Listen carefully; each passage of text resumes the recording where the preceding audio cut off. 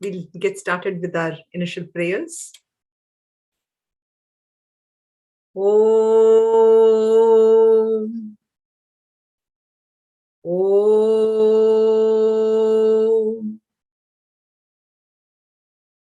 Om.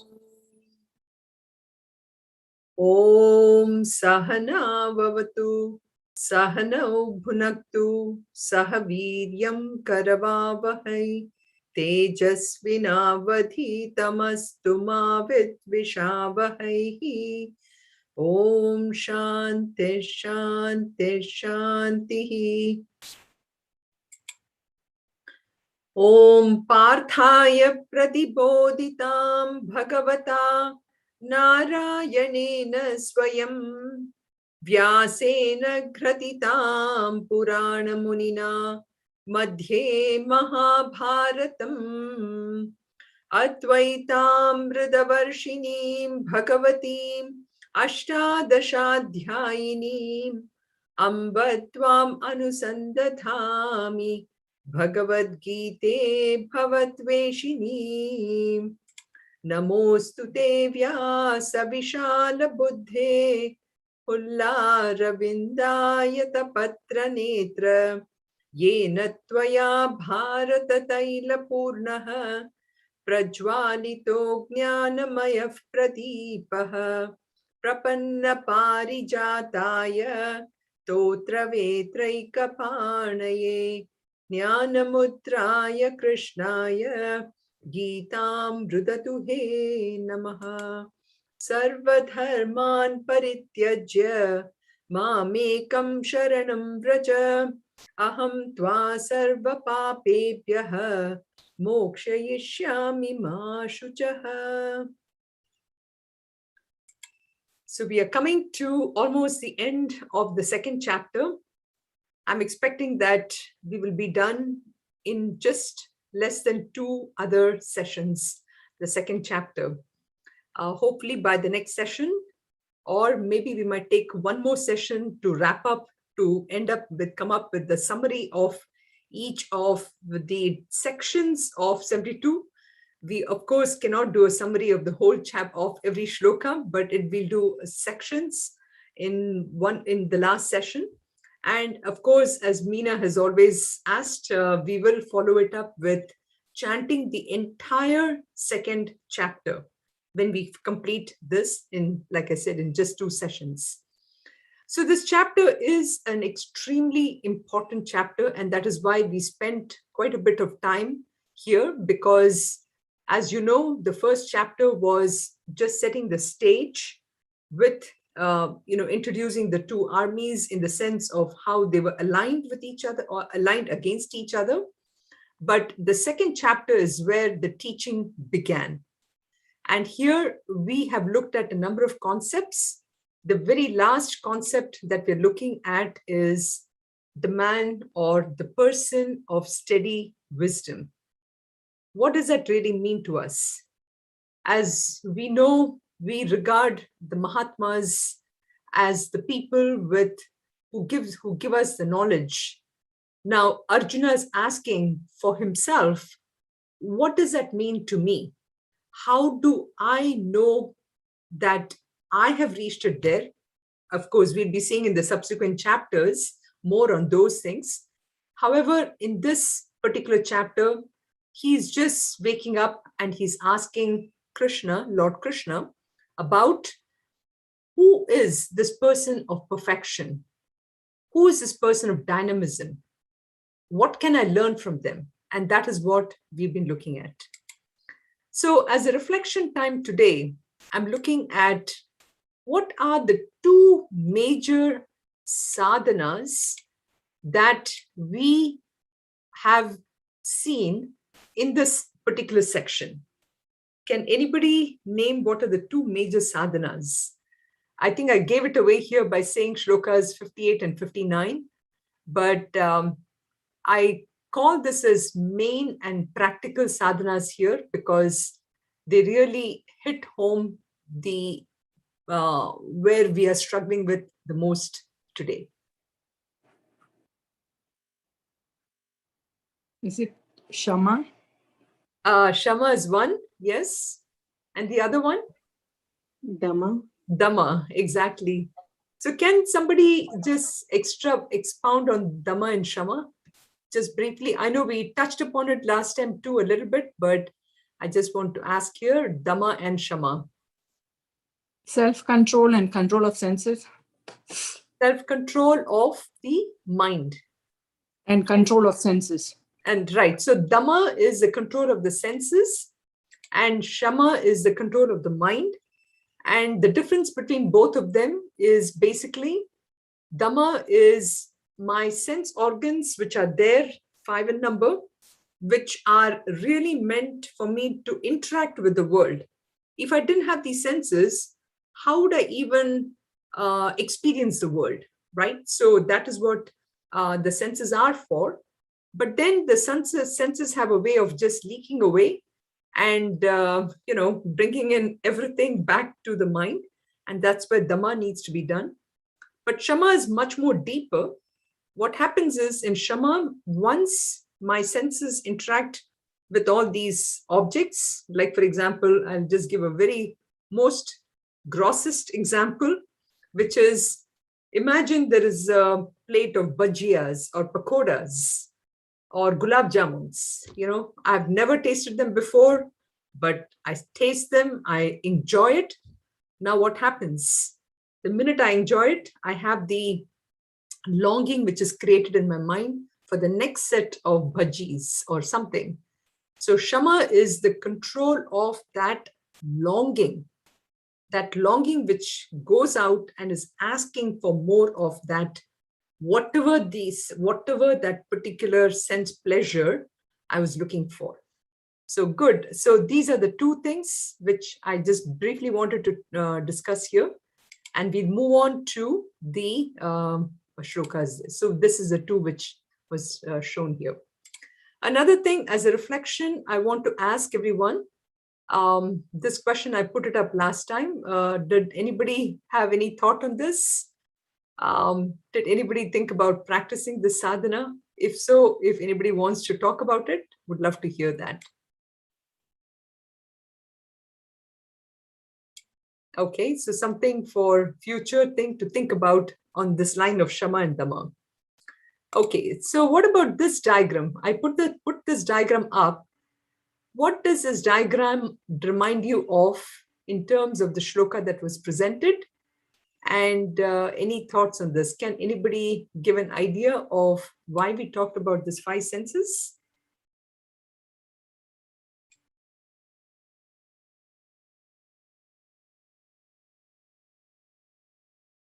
So the whole idea of why we talked about these 5 senses, any idea? Is somebody wanting to say something?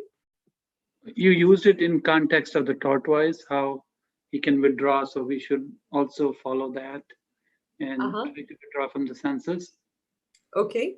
Yeah, that is definitely the first step in terms of the tortoise. But from the shlokas further on, from I think 60 or 60, I think almost, where we talked about the 5 senses, because it was about, let me see, actually it is a 61, Tani Sarvani Sanyamya Yukta Asita Matparaha Vashehi Yasyendriyani Tasya Pragnya Pratishtita. So here it is Tani Sarvani Indriyani. So is it love for God, for the Lord? Yes. So the whole idea is, it's not as if we have just one sense organ. I mean, many times we talk about, I just gave this example of bhaji or pakoras, right? Which is only the taste might be involved, but actually not the taste, even the smell of bhajis, that also pulls us through, right? May not be touch or sight or hearing, but the shloka 61 tells us that how we need to bring all the 5 sense organs under control and develop this love for the Supreme. Or alternately, the way to look at it is, if my mind is always on that Lord, the Lord of the senses, which is also another name for Krishna, right? Lord. So once I develop that love for that Supreme Lord, then what happens is automatically all those 5 sense organs can be brought under control. So that's the reason for giving this particular shloka of 61, which was Tani Sarvani Sanyamya Yukta Asita Matparaha Vashehi Yasyendriyani Tasya Prajna Pratishtitha. So Tani Sarvani, all the organs, when they are Sanyamya, which is brought well under control, then what happens is for that person and who is, focusing his attention or seeing the Lord everywhere, is always focused on the Lord, the control comes in automatically. So having discussed this, then we went to the ladder of descent. We talked about how that for a Sthita Prajna, this is how, he maintains himself. However, for a normal person, what happens? So here we said, Dhyayato Vishayan Pumsaha Sangasteshu Pajayate Sangat Sanjayate Kamaha Kamat Krodho Abhijayate. So this is basically, we saw the ladder of fall. So here I have a very, very simple steps with the steps going down. So the shloka essentially addresses people who are leading a so-called licentious life. Licentious life indicating people who are constantly with their mind and senses focused outwards. Those who don't have the love for the Lord and who are constantly thinking that only if I have a lot of money, wealth, power, lots of friends, everything, such people, for example, for them, this fall of thing is very much applicable in the sense of how does it lead to? So here we have the first thing, which was brooding over this Dhyayato Vishayan Pumsaha. That was the first one, right? So here we have Dhyayato Vishayan Pumsaha. That is the first one, which is when a person meditates upon Vishayas. So here it's not as if the person is just sitting down and meditating upon the objects. That's not what it is referring to here. We'll talk about that. Once that happens, next an attachment for those, Sangaha, Sangha meaning attachment, Upajayate gets formed. And from that attachment, what happens is a big desire, a kind of a craving for it, or desire forms. And from the desire, anger. So this is what we said. So here we have the first step, which is Dhyayato Vishayan Pumsaha. A person, who basically is, the way we have is typically, a mind goes into many different things. Now, it all starts with actually a thought. So when you have a thought of any kind, when that thought is indulged over a period of time, like, whether it's like the gross objects that I just talked about, or it could be anything. It could be something which, something which I'm totally indulgent in, something which pulls my senses even more. So it all depends upon the craving, the indulgence, the addictions, if you will. We could be addicted to so many different things. It doesn't necessarily have to be alcohols or drugs or anything. It can be even shopping, for example. And we have seen, I'm sure you've read many of these articles about how there are people who have such an addiction for shopping. They just start collecting, their whole house is full of stuff. And there are TV serials on this kind of stuff. Or it could be food. People are addicted to food who cannot give it up. So any of that could be the first step, which is Dhyayato Vishayan Pumsaha. So that is the first step. When that happens, that leads to Sangaha, or Sangastesh Upajayate, which means that there is this feeling that these kind of objects are giving me happiness. And once I attribute that happiness to that particular object, then what happens is I create a kind of an attachment to that particular thing, and I keep going towards that. And that is where a desire, a strong desire, gets formed into my mind. So sangasteshu pajayate, sangat, kamaha. So we have this again, sangat sanjayate kamaha, third step, which is here, desire. And once you have that desire for it, then what happens is it just engulfs me so much that when somebody tries to take or somebody tries to thwart that particular desire, then I get a kind of an anger in this. So anytime when I have a desire, there are only two things that could happen. One is, either I indulge in it and I get my desire satisfied, or another thing is where that is, somebody takes that away. So the greater this intensity of the desire, so greater is sometimes the anger about it. This you will see even in small children. When two children are playing with toys, if one child wants a toy more than the other and the other person is trying to grab it, the other kid doesn't like it, and soon you see a fight, right? So this is at the child level. You can see that same thing in much higher intensity in different ways. I'm sure you can come up with many different examples on how this can lead to desire to an anger. Now, interesting thing is, in this shloka, he doesn't necessarily mention that particular word, saying that it is an obstruction of a desire, but that is something that needs to be understood.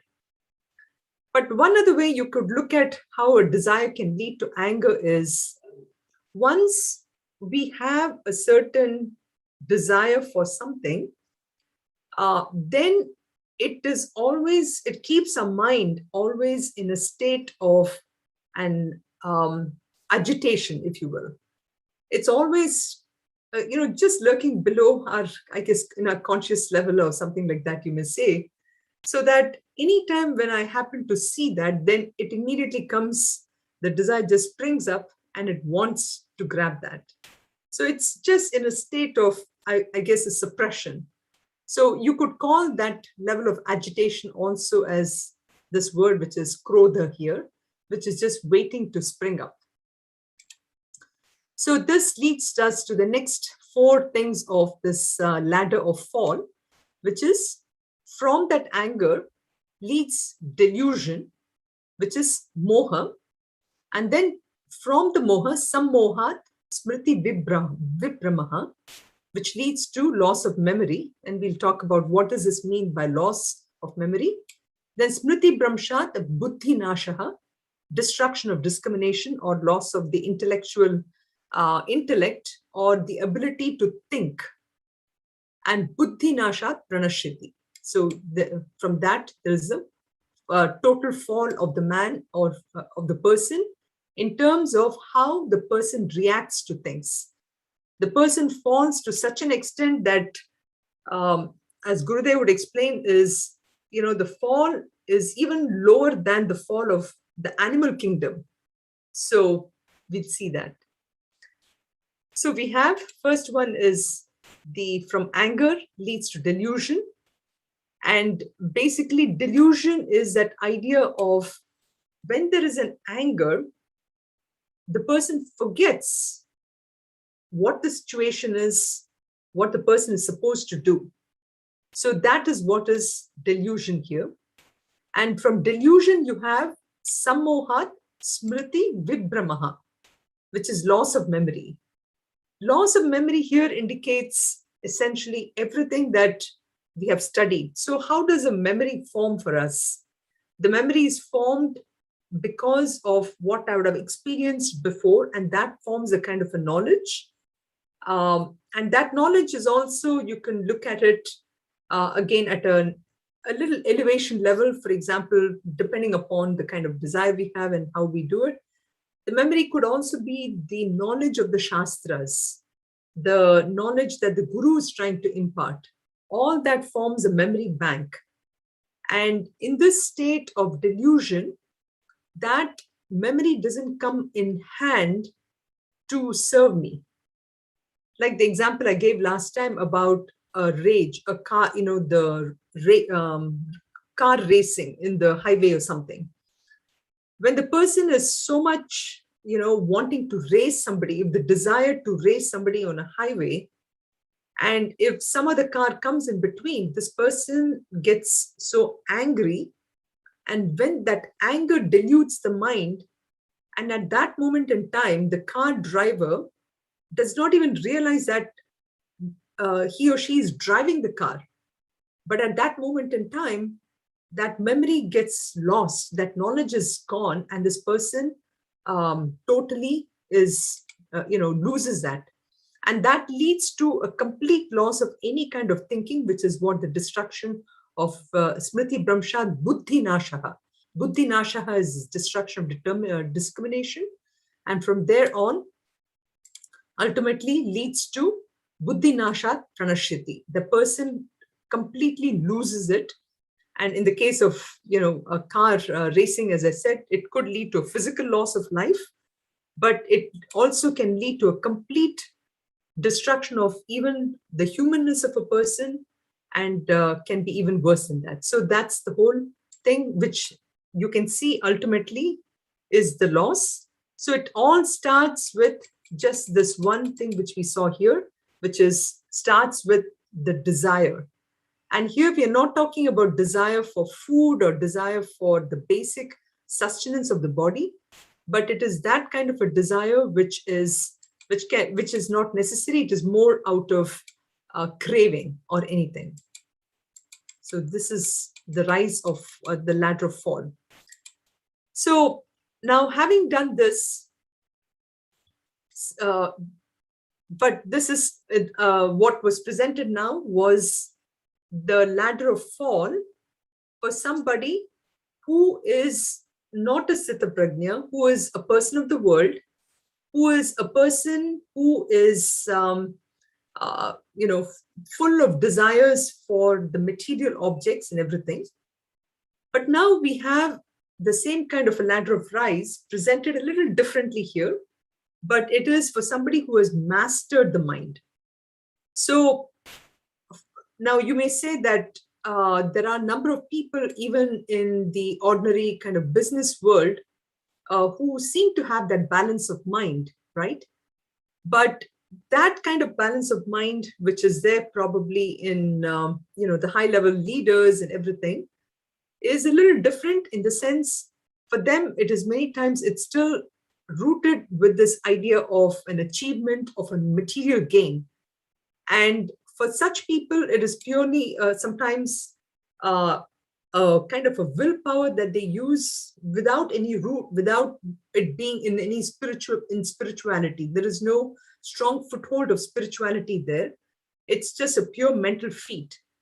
But in the case of a Sthita Prajna, which is where we are coming to here, this control of the senses is extremely natural for them, because they have basically gained a lot of these sadhanas, gained this level of Sthita Prajnatva by through a lot of sadhanas. And the person is able to achieve it through restraint and control.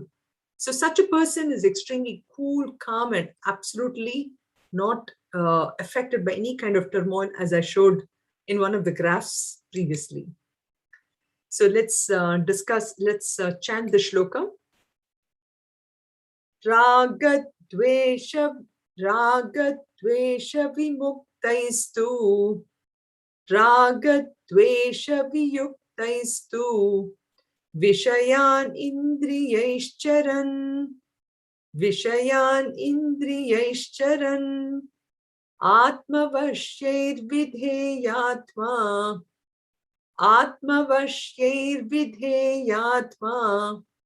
prasadamati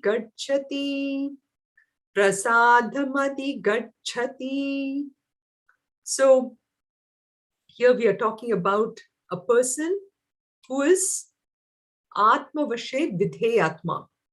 Vidheyatma, who is a self-controlled one, who has Atma Vashyaihi, who has his senses well under control, Atma Vashyaihi. Such a person moves among the objects, Vishayaha among the objects, Indriyaihi Charan. So such a person who has his sense organs completely under control can move among the objects freely. And how does the person move? The person moves in such a way that the person has raga dvesha, absolutely no likes or dislikes. Viyuktaha. Viyukta means indicating who is well integrated, who's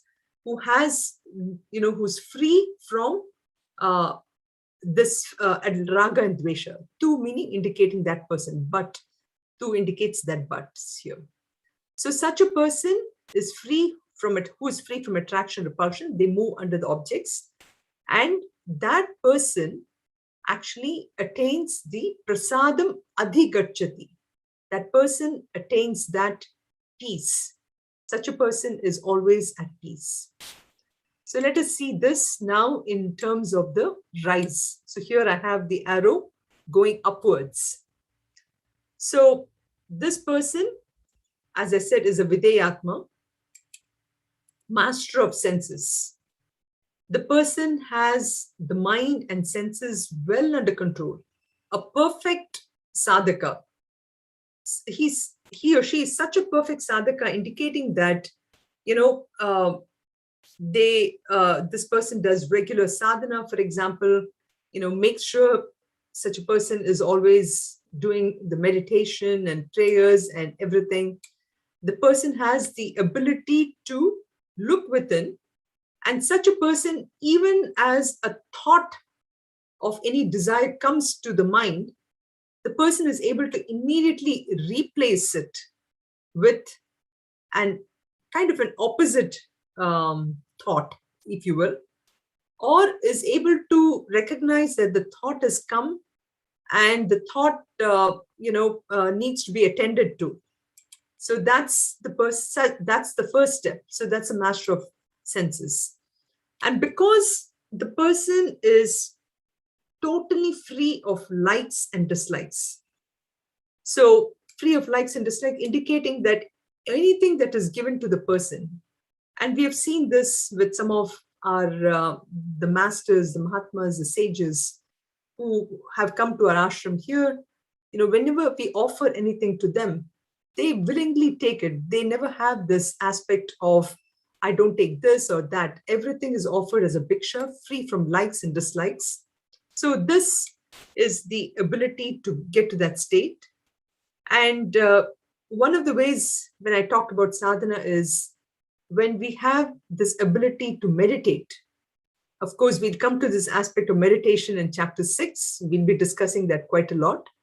But the person who has a mash of senses is able to understand the world and understand this aspect that the world has diversity and the ability to see the oneness, which frees the person from any kind of likes and dislikes.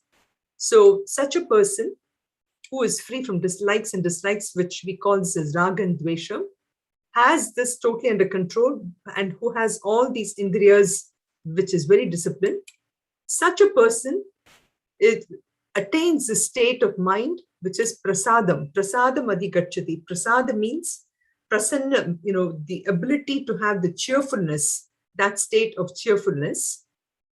And such a person is totally cheerful. And the example that we can think of a person who is free from likes and dislikes is, for example, when we go out in the snow, when we have snowfall or anything, just like we wear a jacket to keep us away from the snow, such a person basically has all the likes and dislikes away and is able to be totally free of this aspect of it. Or imagine, if you are wearing a pair of gloves and handling things, right? Nothing touches your hands itself, right? The glove basically takes care of everything. That's the kind of a person who is totally free of any of this likes and dislikes. So that person is constantly cheerful, and such a person also reaches that state of peace. In that state of peace, the person, when he or she moves in this world, nothing touches the person at all. So this brings to the more in this level of the ladder of rice, which is once that state of peace is attained, prasade sarva dukhanam. So let's chant this. Prasade sarva dukhanam. Prasade sarva dukhanam. Hanirasyopajayate. Hanirasyopajayate. Prasanna chetaso hyashu. Prasanna chetaso hyashu. Buddhi paryavatishthate. Buddhi paryavatishthate. So these senses, which are now free from raga and dvesha, likes and dislikes, which is totally under control with such disciplined indriyas, when he is amidst sense objects, you see that he leads to the prasadam, right? And in that state of peace, there is absolutely no sorrows at all, indicating that person doesn't feel any negativities, and the person is totally peaceful and the mind is totally available. So there is absolutely no pain for such a person. In the sense, it's not that they don't feel the physical pain, but they don't get affected mentally with that pain. So prasanna chetaso hyashu buddhi paryavatishthate. So we'll see this again in the ladder. So such a person is totally, because a person is very cheerful and the person is very peaceful, such a person enjoys every moment. And in such a mind, where is a question of any sorrow at all, right? And when the mind is free of sorrow, the person reaches a state of highest contemplation. The mind is so light. And when the mind is so light, because there is no likes or dislikes, and there is no attachment to any of this, such a mind is extremely light. And when the mind is light, when a person sits for meditation or contemplation, there is no objects. As we talked about the longing and the objects, none of those things really disturbs such a person. And when such a person is not disturbed, high contemplation, the right kind of knowledge hits the person, because a person has such a clarity of mind. The clarity of mind is so good that the right knowledge of prajna hits the person, and with that greater clarity, that person experiences total infinite peace and complete abidance in that highest self. So we see that it's only through that right knowledge, which is obtained through all the Shravanam, Mananam, Nitidhyasanam, etc. Finally, the person reaches a state of Jivan Mukta and even Videk Mukta, which is that state of complete abidance. So you see the right ladder of fall, we saw that, and now we saw the ladder of rise on how the person reaches that state of Jivan Mukta. So we see that saw how this control of the senses is ultimately the key to getting to this state. So now we see what happens when there is no control, when there is no knowledge of the self. What happens here? Nasti buddhirayuktasya, nasti buddhirayuktasya, nachayuktasya bhavana, nachayuktasya bhavana, nacha bhavayatha shantihi, nacha bhavayatha shantihi, Ashantasya kutha sukham. Ashantasya kutha sukham. So we'll see this shloka here, which says, for a person who has no control over the senses, so there is no knowledge of the self to that unsteady person, ayuktaha. Yuktaha means one who is integrated, one who is very well integrated in the mind and the intellect. So a yuktaha, for example, is a person, giving this example of, say, a pakoda or gulab jamun, right? Now, if you have the mind, which the minute it sees something like this, it just goes right away to attack that plate of pakodas, right? And you have this intellect which is trying to tell it, no, no, no, don't do that. Don't go there. This has got so much amount of calories, or it's not good for you, or anything. Such a person is this ayuktaha. Ayuktaha is a person whose mind and intellect is not well integrated. So a person who has no control over the senses, who's an ayuktaha, for such a person, there is absolutely not possible to have that highest knowledge of the self. And again, you see somewhat a kind of a ladder here. And to that unsteady person, no meditation is possible. Nurture ayuktasya bhavana. So bhavana indicating that state of mind where a contemplation can be possible. So bhavana, nurture ayuktasya bhavana. And to that unmeditative, the person who is now, who is unable to sit and meditate, again, giving the same example of, it's a very gross example here, I understand that, but it can hit the home, and you can extrapolate this to, of course, objects or, experiences at a high level. You can imagine when such a person were to sit for meditation, where is the possibility of any meditation happening, right?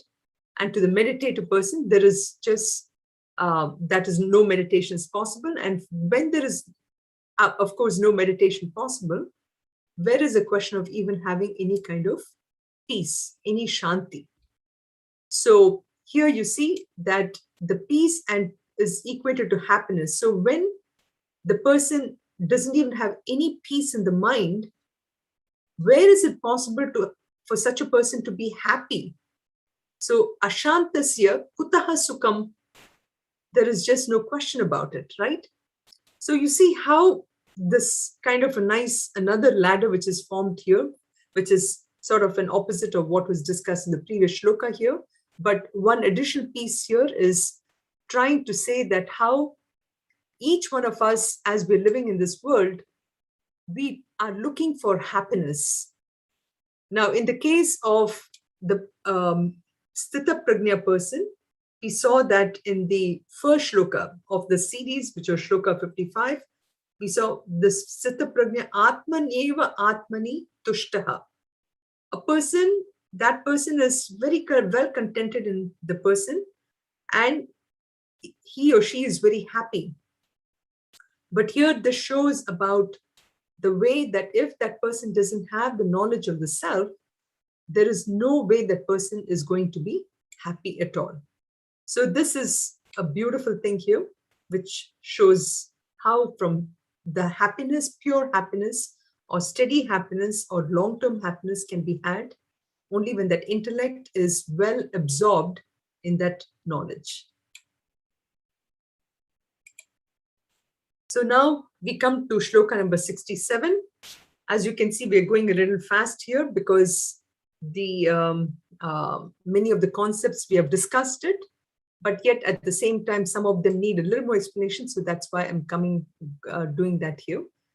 So in shloka number 67, we see about how a very beautiful example of how the mind gets, blown away, or how the mind is really pulled into this world of senses. So we'll see that here. Indriyanam hi charatam Indriyanam hi charatam yanmano nuvidhiyate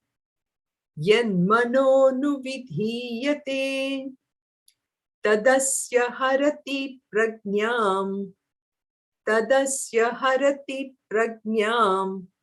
vayurnavamivambhasi. So we see that Indriyanam hi charatam. What are his senses doing? Indriyanam, which is the senses, hi charatam, the wandering senses. So when the senses wander, if in the wake of the wandering senses, yan manaha anuvidhiyate, the mind follows with complete eagerness. The mind just flows wherever the senses are taking it to. When that happens, tadasya harati, harati indicating that one which is lost. It just, or here it is being carried away. What is being carried away? It is his prajnam, or his wisdom. Or in this case, which is talking about is when the mind follows the senses, then what happens is the intellect doesn't have anything to say. The intellect is just watching and is wondering, what is this? The mind is just looted away by the senses. And the example that is given here is Vayuhu Navam Iva Ambasi. That is Vayuhu, the wind. Nava indicates the boat. Ambasi, so that is being carried away. Even like in water. Amba, which means water. So just like a boat in water is carried away by the wind, so too we have the mind, which is blown away by the senses. So the mind and the senses are becoming the strong force, and they are looting away the intellect. So that's the example here. So I just put this up here in a form of a pictorial here to show you this boat, which is in the stormy seas here. And let's see how this metaphor, fits with this boat here. So we have essentially the person, right? The person or jiva, who is actually the person who is traveling the boat. Now that person, what are we crossing? We're crossing the ocean waters here, which is represented by the world in which we live in. And typically what is really guiding us for a person is the intellect. So here we have the boat itself, the boat which is represented by the intellect. That is the one which is really guiding us. And the wind, which is here, wind represents all these senses, and the mind here, which is being looted away. And the anchor of the boat itself is represented by this this devotion for God, Paramatma, Matparaha, which is referred to here. So it is this anchors, or sometimes we might say as, what do you call that? In big cruise ships, you have, certain, I forget the word, but the stabilizers which stabilize the boat. Even you can see these huge cruise ships when they're going on the oceans. The one which holds them are these anchors. So that anchor for us is our devotion to God. So devotion to Lord Krishna, that is the one anchor which keeps our intellect, our self anchored here. And so we have this example which is given here in the shloka, which is Indriyanam hi charatam yan manaha anuvidhiyate tadasya harati prajnam vayuhu navam iva ambasi. So a beautiful example about how to control the mind and the senses, and that can be done only by the intellect, where the intellect is rooted with that love and devotion for God. So this brings us to the shloka number 68, where we see that we come to again the warning which is given by Lord Krishna, and also to say that where Lord Krishna is telling Arjuna, and he calls him Mahabaho. Interesting, isn't it? Mahabaho indicating a mighty armed one.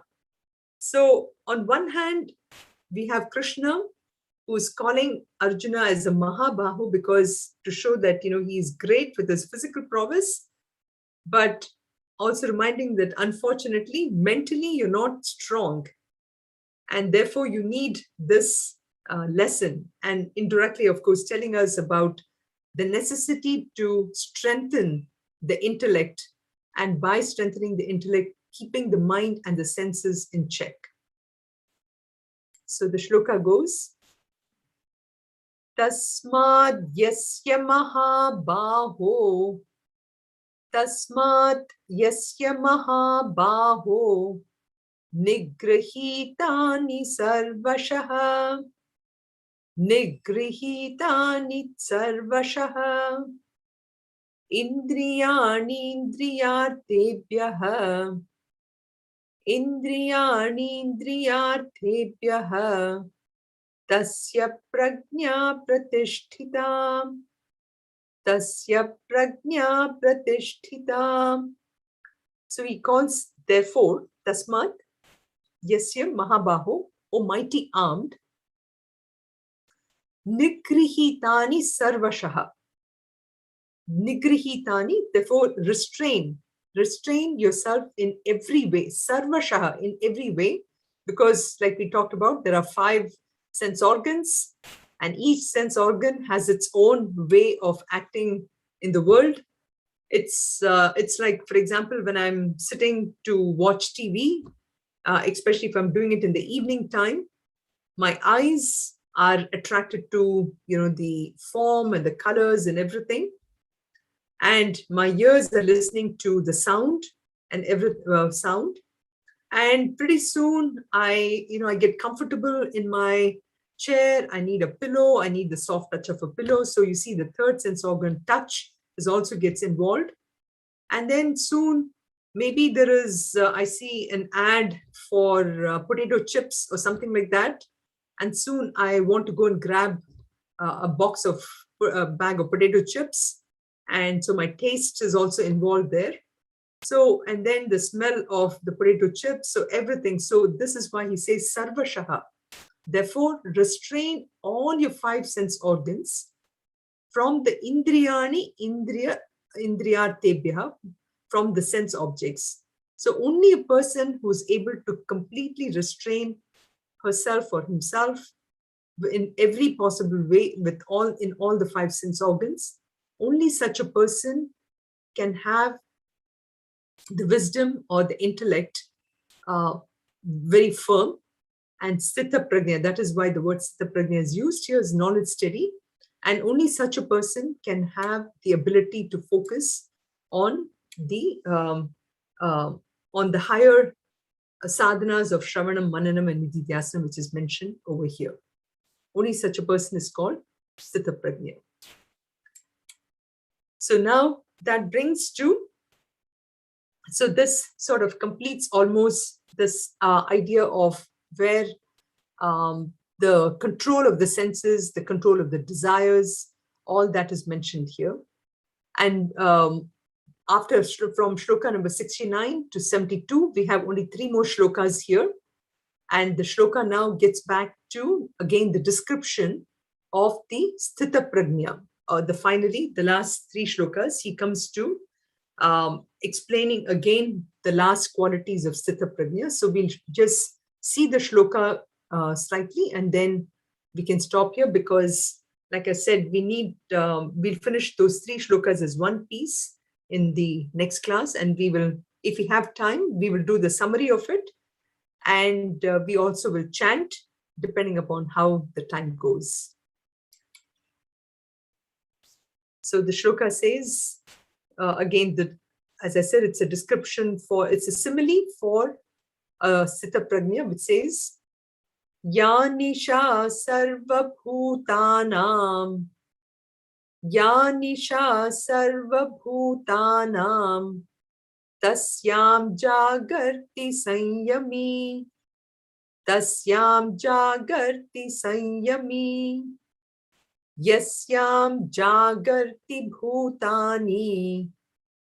Yasyam jagarti bhutani. Sa nisha pashyato munehe. Sa nisha pashyato munehe. So the description, what it says here, there is a lot we can talk about this. Just from the description, it's hard to give the complete idea about it. But I'll just give you a brief gist to it here, which is Ya Nisha, Nisha indicating night, Bhuta indicating beings, Sarva Bhutanam indicating for all beings. So what is night for all beings? Tasyam Jagarti Sanyami. Sanyami indicating a self-controlled. That person who is a self-controlled man or person keeps awake. So when it is night for all beings, a self-controlled person is awake during that time. And when Yasyam Jagarti Bhutani, when all the beings are awake, that is night for a person, for a Munihi who truly sees. As I said, it's very deep. There are many different ways you can look at this, and we will analyze that even more next week. So if anybody has any questions, thoughts to share, please do send my way so that I can incorporate that in the summary of the various sections of the second chapter. So with that, we'll finish. Sarve bhavantu sukhinah, sarve santu niramayaha, sarve bhadrani pashyantu, ma kaschit dukkha bhag bhavet. Om Shanti Shanti Shantihi. Om Purnamadav Purnamidam Purnat Purnamudachyate Purnasya Purnamadaya Purnameva Vashishyate. Om Shanti Shanti Shantihi. Harihi Om Shri Gurubhyo Namaha. Harihi Om.